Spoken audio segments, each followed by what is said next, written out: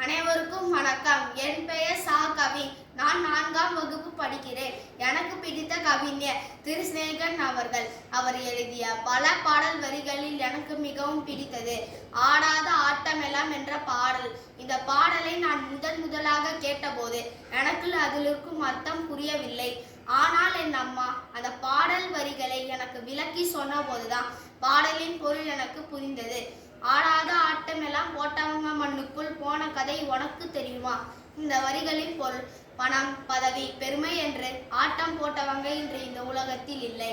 அடுத்த வரி எனக்கு ரொம்ப பிடிக்கும். நீ கொண்டு வந்ததென்ன, நீ கொண்டு போவதென்ன? நாம பிறந்தப்போ ஒண்ணுமே கொண்டு வரல, இறந்து போவோம், ஒண்ணுமே கொண்டு போக முடியாது. அப்ப நம்ம எதுக்காக போய் சண்டை போடணும்? எதுக்காக போய் பேசணும்? எதுக்காக ஒருத்தரை காயப்படுத்தணும்? அப்ப வாழ்க்கையில் எது முக்கியம்?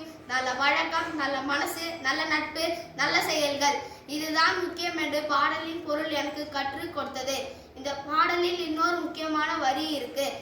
வாழ்க்கை இங்க யாருக்கும் சொந்தம் இல்லையே. இந்த வரி கேட்டப்போ எனக்கு கொஞ்சம் பயமா இருந்தது. ஆனால் அப்புறம் புரிஞ்சது. வாழ்க்கை நம்ம சொந்தம் இல்லைனா அதை நம்ம நல்லா பயன்படுத்தணும்.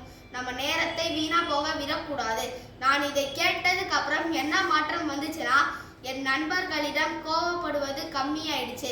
தவறு பண்ணினா சாரி சொல்ல கற்றுக்கிட்டேன். வீட்டில் அம்மாவுக்கு ஹெல்ப் பண்ண ஆரம்பிச்சேன். இன்னொரு முக்கியமான வரி, பூமி கொஞ்சம் குலுங்கினாலே நின்று போகும் ஆட்டமே. இதுக்கு அர்த்தம் என்ன தெரியுமா? இந்த உலகம் நமக்கு எல்லாமே கொடுத்தது, ஆனால் நம்ம அதை கவனிக்கலை. மரம், நீர், காற்று, மிருகங்கள் எல்லாத்தையும் பாதுகாக்கணும். இல்லைனா இந்த வாழ்க்கைன்ற ஆட்டமே நின்று போயிடும். இந்த மாதிரி சின்ன சின்ன வரிகளில் பெரிய பெரிய அர்த்தம் சொல்வதாலே சிநேகனை எனக்கு ரொம்ப பிடிக்கும். அவர் கவிதை படிக்கிறவங்க நல்ல மனிதர்களாக மாற்றும். வாழ்க்கை ஒரு ஆட்டம்.